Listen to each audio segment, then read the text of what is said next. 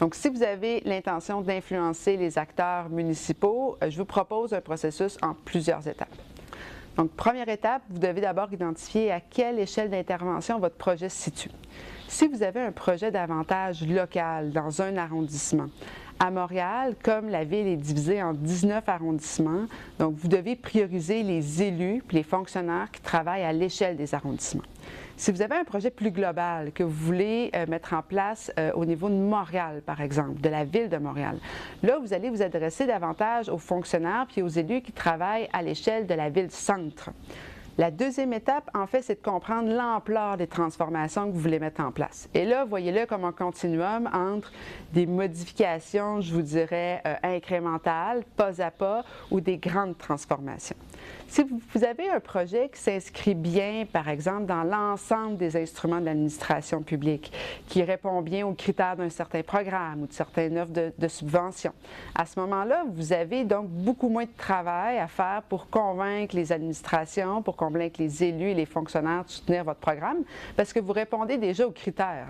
Si, par exemple, vous voulez une plus grande transformation, là, vous allez devoir viser des niveaux hiérarchiques plus élevés. Vous allez devoir vous adresser aux élus, les convaincre de vos idées. Puis, vous allez devoir également investir beaucoup plus de temps pour ce faire.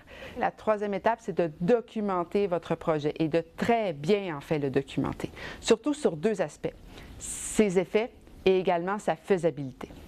Vous devez documenter ses effets, c'est-à-dire ses impacts, les impacts anticipés de votre programme, parce que ça va vous permettre d'identifier en fait de quelle façon votre projet vient répondre aux priorités de l'administration publique. Deuxième élément que vous devez documenter, c'est la faisabilité de votre projet. Et ça, c'est important parce que les administrations publiques sont relativement réticentes à la prise de risque. Donc, si vous documentez la faisabilité de votre projet, par exemple en démontrant qu'un projet similaire a été réalisé dans des villes québécoises ou ailleurs dans le monde, vous démontrez ainsi que le risque est moins grand de supporter votre projet, de soutenir votre projet pour pouvoir le mettre en œuvre. Dernier point, c'est qu'au départ, vous avez intérêt à multiplier vos points d'entrée dans l'administration, donc à discuter et à présenter de votre projet à des élus, à des fonctionnaires. Mais lorsque des premiers contacts sont effectués, lorsqu'on vous trace la voie à suivre, à ce moment-là, vous devez concentrer vos efforts pour pouvoir nouer des liens de collaboration, que ce soit avec les élus qui vont vous soutenir ou avec les fonctionnaires. Donc, vous devez à ce moment-là également comprendre que les élus, les fonctionnaires répondent à des horaires particuliers.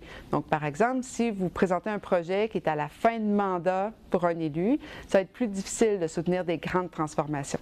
Si, au contraire, vous êtes dans un cycle électoral où c'est un début de mandat, en général, les élus sont beaucoup plus enclins à soutenir des innovations et des projets.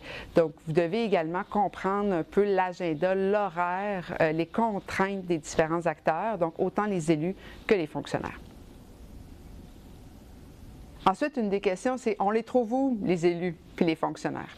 Les élus, d'abord, ils sont beaucoup plus accessibles au grand public, que ce soit à travers les événements publics auxquels ils participent, au conseil d'arrondissement, au conseil de ville, puis également, en fait, lorsqu'ils vont d'événement en événement. Généralement, les élus vont se rendre aux grands événements planifiés par l'arrondissement ou par la ville-centre pour pouvoir rencontrer des citoyens. Par ailleurs, pour prendre contact avec les fonctionnaires, il y a différentes stratégies. Donc d'abord, les fonctionnaires ne sont pas toujours cloîtrés à leur bureau.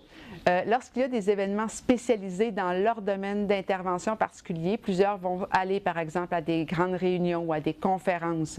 Donc à ce moment-là, lorsque vous voyez des fonctionnaires de la Ville de Montréal prendre la parole, notamment lors d'événements spécialisés, donc n'ayez pas peur de les approcher, les identifier.